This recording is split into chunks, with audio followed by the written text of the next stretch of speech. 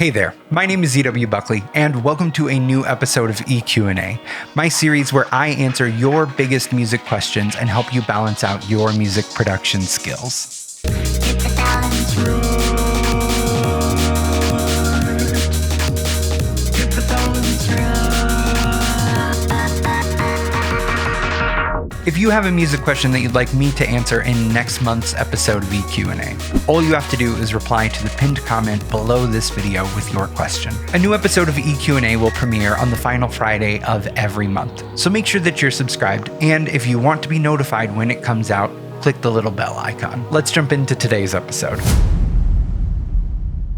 Hey all, welcome to episode 1 of EQ&A. I get a ton of really great questions on my YouTube videos all the time, and some of them deserve more than just a text response. So this series is my way of being able to answer your questions directly in a format that I feel like makes the most sense. Plus, some questions we know just aren't easily Googleable. Today's episode has a bit of a theme.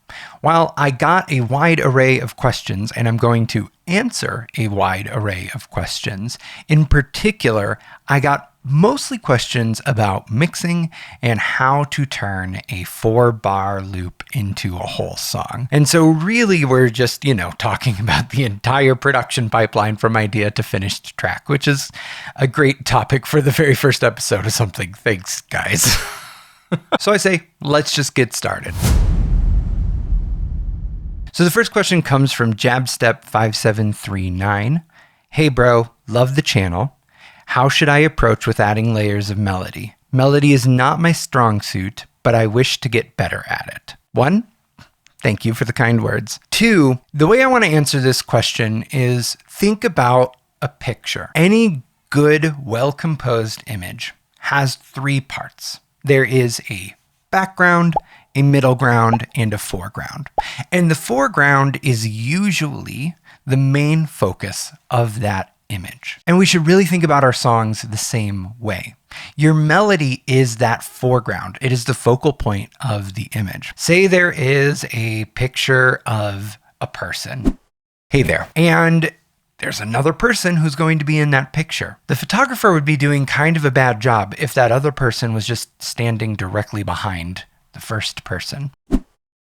Hey there. Hey there. You need to have them in some sort of relationship within the image that makes sense.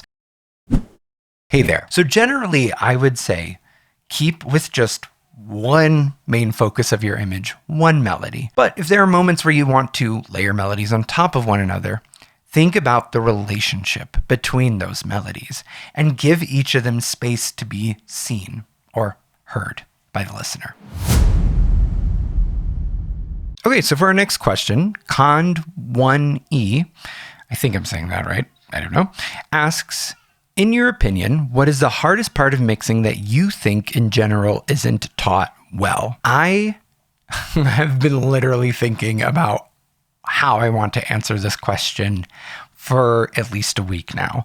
And the thing that I keep coming back to is that I think that the biggest mistake when learning mixing or teaching mixing is that mixing isn't a part of the conversation from day one. And here's the reason why I think that is. Frankly, there's a couple of reasons. 1, most producers working in the DAW are going to be the whole production pipeline. They are going to begin their track and they are going to finish their track.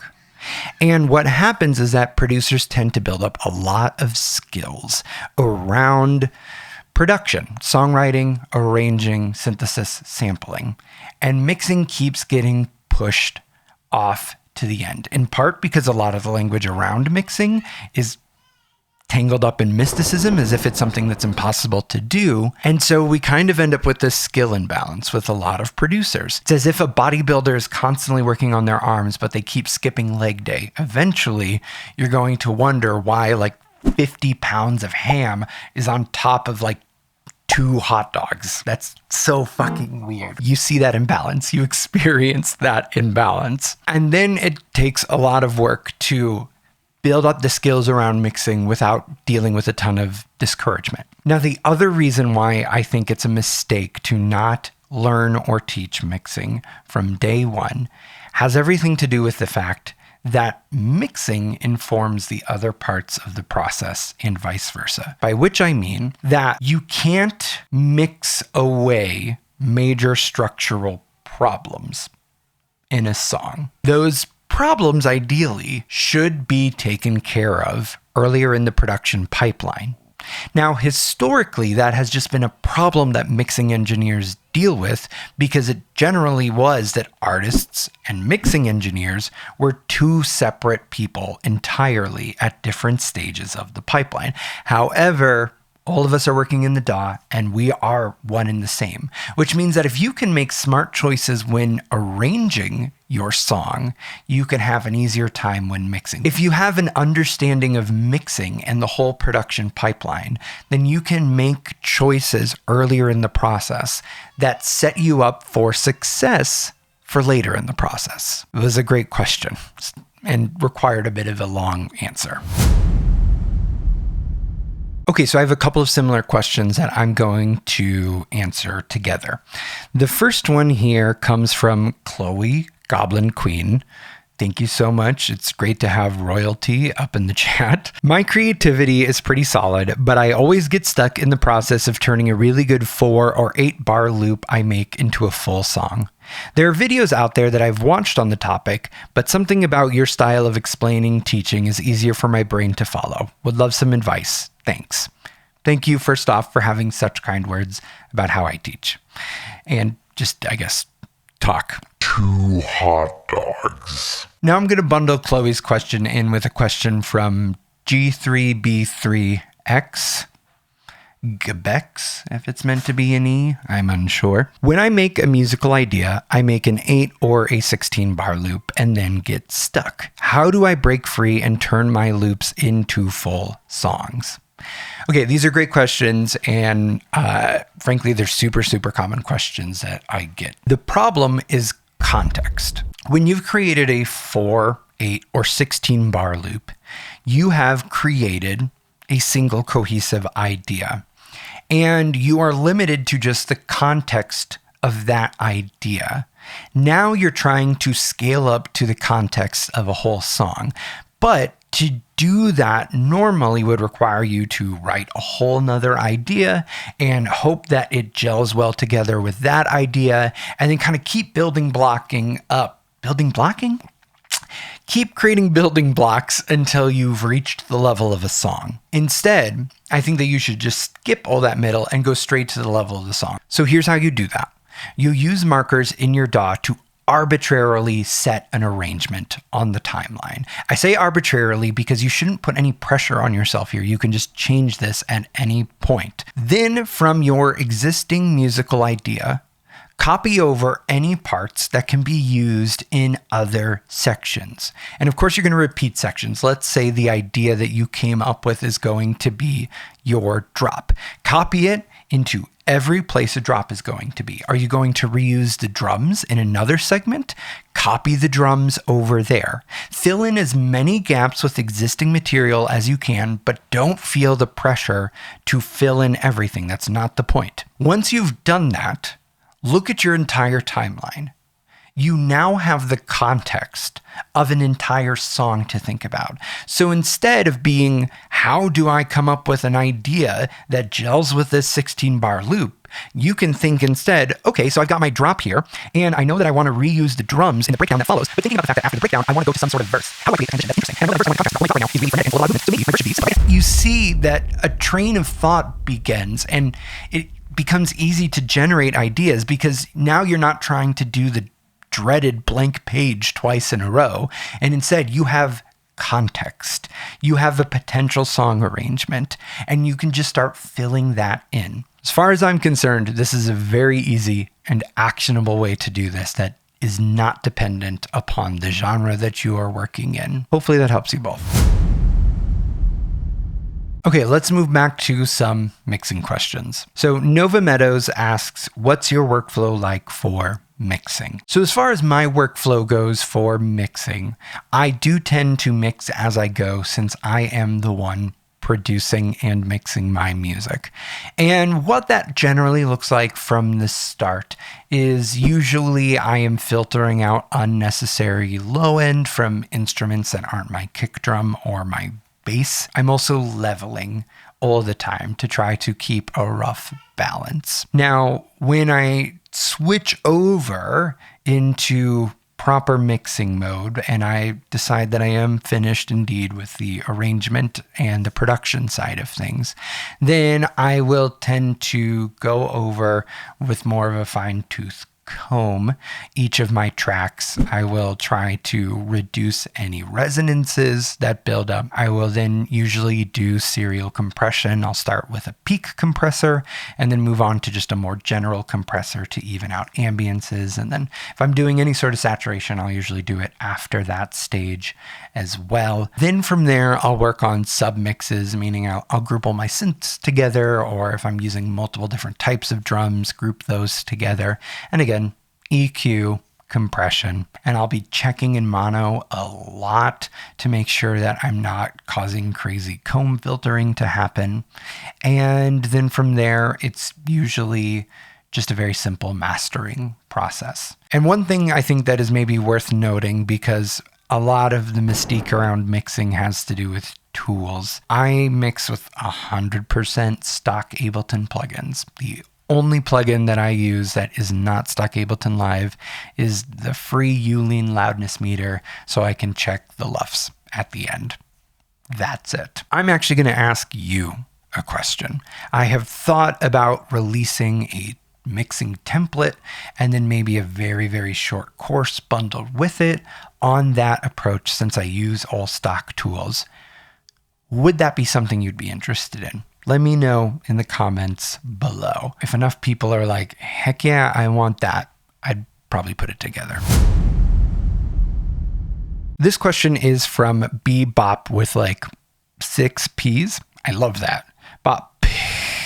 I don't know how you'd pronounce that. I see the sub numbers are still climbing, should hit 10K soon. My question is more related to the songwriting and arrangement side of things. I want to do more with less, write better parts for each instrument so that each serves as an essential ingredient in the song. Perhaps it's about pushing individual parts as far as they can go, instead of my default pattern of adding elements until everything becomes overstuffed. I've been listening to a lot of McGee lately, and he excels at doing a lot with a few well-written parts. I know this is not a straightforward topic, and I imagine even harder to translate into a video or tutorial, but anyways, there you go. This is such a great question, and I'm going to answer it by really just repeating something you said.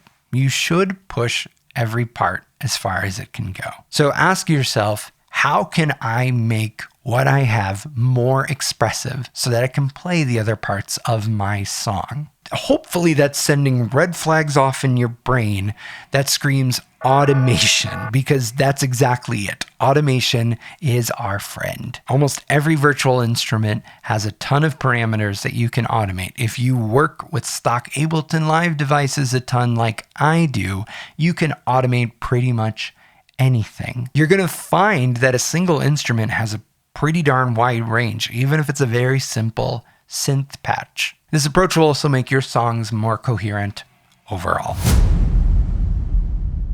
Okay, so our next question is from CMCG91. Would it be better to freeze flatten all MIDI to audio and then use that to arrange? I've heard it's a good way to remove pops and artifacts and clean things up. Is the juice worth the squeeze? What a great way to phrase that question. A lot of things with music production you can ask, is the juice worth the squeeze? Here's when and why I would freeze and flatten things down to audio. First, I want to resample. Second, I'm doing something that is causing really weird CPU spikes. Third, I'm finished with a track and I just want to have a copy of my stems printed down for longevity in case I'm using a plugin or something that might not be compatible in the future. And then fourth, if I want to do any sort of really specific cleanup. Now, the other thing is that sometimes people freeze and flatten as a way of saying, I am done tweaking this. I think the better approach is to just use manual version control and an iterative save as process, which if that is something that me saying that you're like, what the hell is he talking about? Watch this video. And the final question that I want to end on for today is from Analog Ghost Music. How much does getting a perfect mix really matter if you're just trying to more consistently release material to show people your composition ability? How do you know if your mix is adequate enough in that case? Love everything you do. I'm kind of a stan at this point. That's very kind of you to say. I really appreciate you watching and being a part of what I'm doing here on YouTube. And I hope that I can give back in some small way by answering this question for you. Now, there is no such thing as a perfect mix. Mixing engineers will tell you that. So don't aim for perfection in composing, songwriting, or anything, because it just means that you're going to just be miserable. You should never, ever, ever let your skill or lack thereof in any area stop you from releasing music. Period. Even if you are, say, painfully aware that that skill is not where you want it to be. The reason for that being is that it's going to prove to be a bottleneck that will consistently stop you from releasing music. And this is something that I'm speaking of from experience. I have not put out a ton of music in the last 10 years because I consistently allowed myself to bottleneck myself because I thought my sequencing wasn't good enough, my mixing wasn't good enough, my programming wasn't good enough, whatever. And I should have been putting music out the whole time. The reason for that being is that I would have gotten incrementally better at every single one of those, every single time. So no, you shouldn't worry about a perfect mix. Additionally, you mentioned explicitly your composition ability. And I really do want to be clear that no matter how excellent your composition is, especially if we're talking about making recordings, it will be colored by how your production sounds. It doesn't matter if you're the next Beethoven, if it sounds like General MIDI from 1992, people are going to notice that. So your mix doesn't have to be perfect, but you should invest time into your mix. And your mix doesn't have to be complicated. A great mix can be had with just panning, volume, EQ, compression, and reverb. Really, like those 5 tools. Okay, everybody. That is it. I did not get to every single question, but frankly, I'm already recording so much. I'm not going to be able to answer every single one every time. If I missed your question, I am sorry. Ask it again, and I will try to get to it. Speaking of which, if you do want to leave a question, reply to the pinned comment below this video. That's where I'm going to be gathering questions for next month's video. If there's anything that I've talked about today that you want to see expanded into its own tutorial, frankly, any of these questions could be their own thing. Let me know as well. This is really a pilot episode of a series, and I want to make more of this. So I'm hoping it resonates with you all as well as it resonates with me. Thank you so much for watching. And till next time, I am ZW Buckley, and this is EQ&A. See you later.